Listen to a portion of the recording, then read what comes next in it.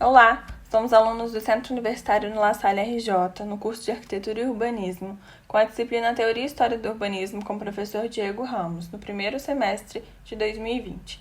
Eu sou Giovana Gonçalves. E eu sou o Patrick Henriques. E trabalharemos o livro História da Cidade, por Leonardo Benévolo. O tema trabalhado no podcast é o capítulo 11, As Capitais da Europa Barroca.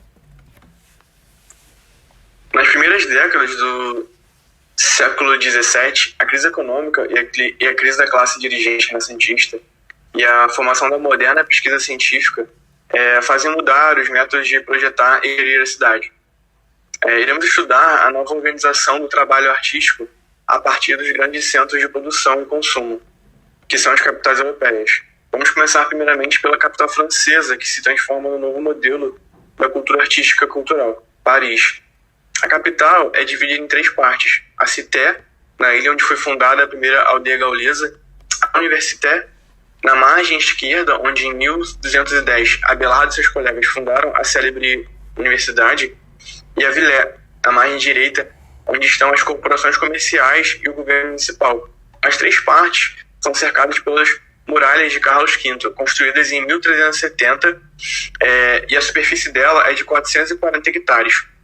E a população, na época, é cerca de 100 mil habitantes. Na figura 1, nós temos a planta em perspectiva de Paris em 1609. A cidade ainda está fechada pelas muralhas medievais e se distingue em suas três partes: a Cité, a Villette e a Université. A gente pode observar que ainda tem as muralhas em forma geométrica. Os reis da França, que antigamente residiam nas cidades do Vale do Loire, se estabelecem definitivamente em Paris em 1528, na época da reconstrução do velho castelo do Louvre, no século XVI. Paris se desenvolve ainda mais, ultrapassa as muralhas e chega talvez a 200 mil ou 300 mil habitantes. Mas guerras religiosas e o cerco de Henrique IV, em 1589, danificaram gravemente a cidade. Nos 15 anos seguintes, até a sua morte em 1610, Henrique IV inicia um programa de obras públicas, inserindo dentro de um orçamento econômico regular, que depende de uma organização estável de funcionários e organismos especializados, como engenheiros, arquitetos, construtores. Uma parte notável dessas obras está concentrada em Paris, para acentuar a importância da capital no início do século XVII, tais como a ampliação das muralhas de Carlos V, na margem direita, para incluir novos subúrbios ocidentais até os jardins das Tulherias, a reorganização das ruas dos serviços, arquedutos e esgotos, a abertura de novas praças de forma regular, circundadas por casas e arquitetura uniforme. Na figura 2, temos a Praça Real, dedicada a Luís XVIII, hoje Praça dos Vosges. Na figura 3, temos ela hoje em dia, que mostra como ela é simétrica. Ela tem agora bastante jardim, bastante árvores, bastante área verde, e ainda assim é rodeada por muitas casas. Na figura 4 e 5, nós temos a Place Dauphine, que ela é um bloco triangular de casas. Vemos que a parte de trás dela não existe mais, e ela é fechada por árvores e bastante área verde também. Temos ainda a ampliação do espaço do Louvre, a ligação do castelo medieval com o palácio quentista das Tulherias, um conjunto unitário, demolindo o bairro intermediário, projeto que foi completado somente por Napoleão III no século XIX. Temos também a construção da nova residência suburbana em Saint-Germain, um castelo ambientado num jardim em patamares, que imita os modelos italianos do século XVI. Na figura 6, temos a vista do castelo Saint-Germain, que mostra um castelo enorme. A cidade de Paris ela cresce rapidamente e na primeira metade do século chega a 400 mil habitantes. Nesse meio tempo, forma-se a nova cultura artística e literária do grande século, que consiste em Massin na arquitetura, Poussin na pintura, Corneille na literatura e Descartes na filosofia. Eles estabelecem as bases do novo classicismo nacional francês e europeu. Essa cultura possibilita, depois da metade do século, grandes projetos unitários, numa escala até então desconhecida.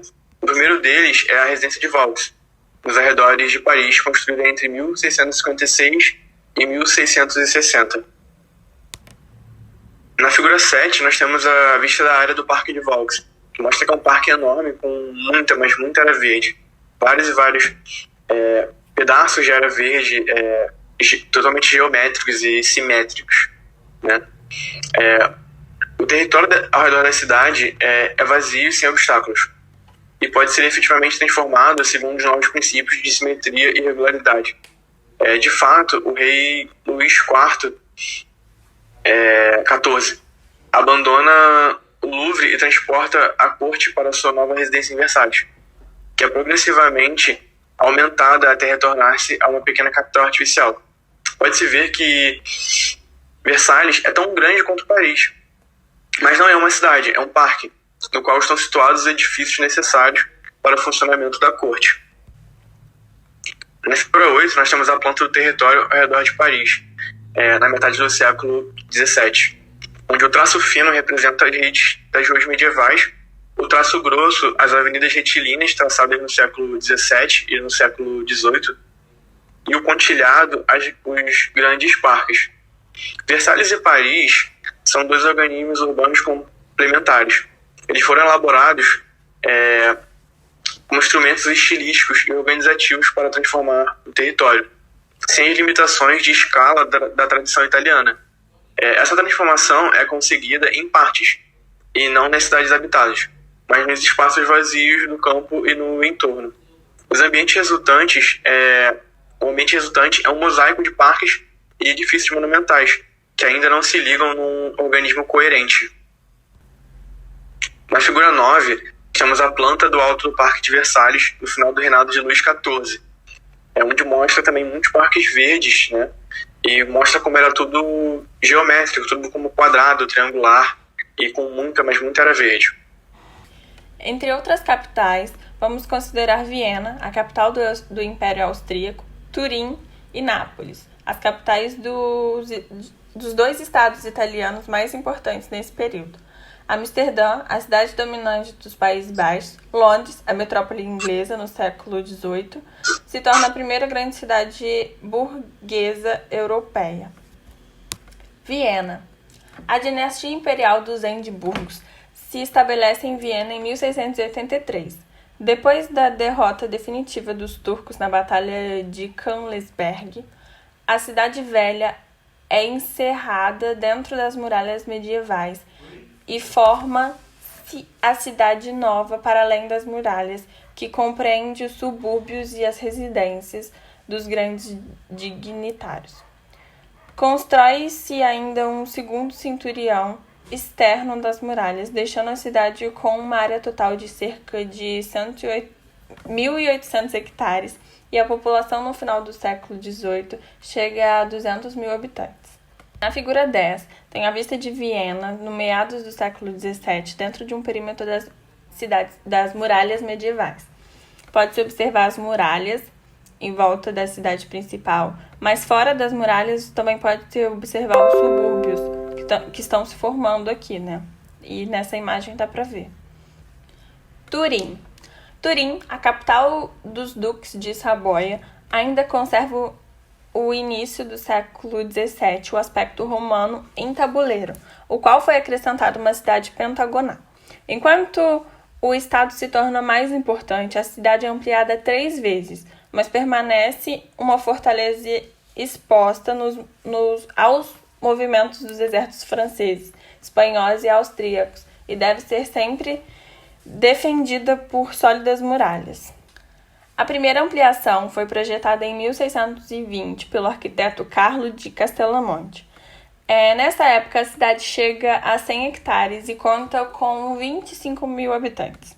A segunda ampliação foi projetada em 1673 por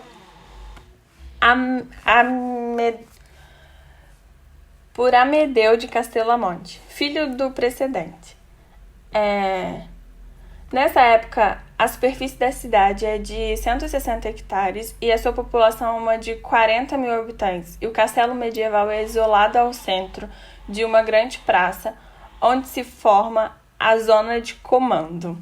A terceira ampliação é traçada em 1714 por Filipe Juvara para Amadeu II e aumenta a superfície da cidade a 180 hectares, o que é bem menor que a segunda vez, né? Que a segunda vez cresceu 60 hectares a mais que a primeira.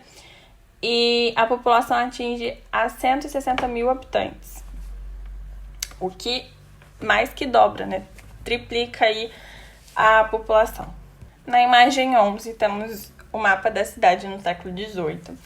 E na imagem 12 temos as evoluções da cidade com o tempo, né? E sempre, o tempo todo, a imagem é cercada por muralhas, porque é muito importante eles se protegerem. Nápoles. Nápoles é a capital do vice-reino espanhol. No decorrer do século XVII, ela se transforma na cidade italiana mais populosa. O centro medieval conserva o traçado de um tabuleiro greco-romano, e os novos bairros são dominados pelas retilíneas do século XVI, como a Via Toledo. No século XVII, o reino meridional se torna um estado independente e o novo rei tenta uma reorganização ordenada dessa cidade, que agora já tem 300 mil habitantes. Ele moderniza o porto, reorganiza as suburbanas e constrói alguns novos edifícios públicos. Mas essas intervenções não bastam para produzir uma transformação duradoura, porque o organismo urbano e o território permanecem desordenados e ingovernáveis, enquanto a população continua aumentando. Na figura 13, nós temos um detalhe do mapa do século XVIII de Nápoles, com o bairro espanhol além da Rua Toledo e a cartucha de São Martinho e o castelo de San Telmo. Mostra que é uma cidade enorme, colossal e, completamente populosa, enormemente populosa. Na figura 14, a gente tem um mapa do centro de Nápoles, pelo Instituto Geográfico Militar, que mostra que é realmente uma cidade muito, muito grande. Amsterdã. As cidades até agora citadas são o produto do absolutismo que domina os estados europeus, grandes ou pequenos. As cidades holandesas ainda são governadas como as cidades-estado medievais, mas o poder político é administrado coletivamente pela burguesia mercantil. Toda grande cidade é uma república independente, com leis e instituições próprias, mesmo aderindo a uma federação para defender os interesses econômicos e militares comuns. Amsterdã, a cidade mais importante, se torna o centro da atividade comercial e bancária europeia e cresce utilizando a combinação de métodos administrativos medievais, tais como as contribuições da ciência e da tecnologia moderna, junto do espírito de regularidade da cultura visual renascentista. Na primeira metade do século XVI, Amsterdã já é uma cidade portuária e com cerca de 40 mil habitantes. Na figura 15, nós vemos os mapas no decorrer do século XVII, em que se executava o plano regulador de 1607. A gente vê como a cidade foi crescendo da mesma forma que Turim, né? Temos aquele crescimento demográfico nela, aquela ampliação toda. Londres. Na Idade Média renascentista, Londres se compõe em duas partes. A cidade que cobre mais ou menos a área da cidade romana, que é o centro comercial mais importante da Inglaterra, e é em Westminster, onde o governo e o parlamento têm sede nas proximidades da famosa abadia. A única ponte, a Ponte de Londres, coberta por duas fileiras de casas que transpõe o rio e leva aos subúrbios mais ao sul. Do século XVII em diante, Londres cresce como uma cidade aberta e sem nenhuma ameaça militar. Assim, Londres é um mosaico de pequenas iniciativas, loteamentos promovidos pelos proprietários de terrenos, nobres ou burgueses, alternadas com frequentes espaços verdes, públicos e particulares. Na figura 16, temos o mapa esquemático da periferia de Londres, no fim do século XVIII, e em preto são as zonas verdes, que se mistura muito aí com a malha urbana, e a gente pode ver a ponte e a área de Westminster e os parques, né? Na figura 17, temos a vista do Parque Stourhead, em uma área rural inglesa, projetado em meados do século XVIII, um dos modelos principais do jardim inglesa, livre da regularidade geométrica e inserido cuidadosamente na paisagem natural. E na figura 18 temos imagens mais recentes desse jardim, que é como conhecemos como jardim inglês, né, hoje em dia, que tem espalhados pelo mundo. Então é isso. Essas são as principais capitais da Europa barroca, com o início do seu crescimento demográfico e algumas coisas que ainda temos hoje em dia, como os jardins simétricos, os jardins ingleses que ainda temos muito aí espalhados pelos mundos. E espero que vocês tenham gostado.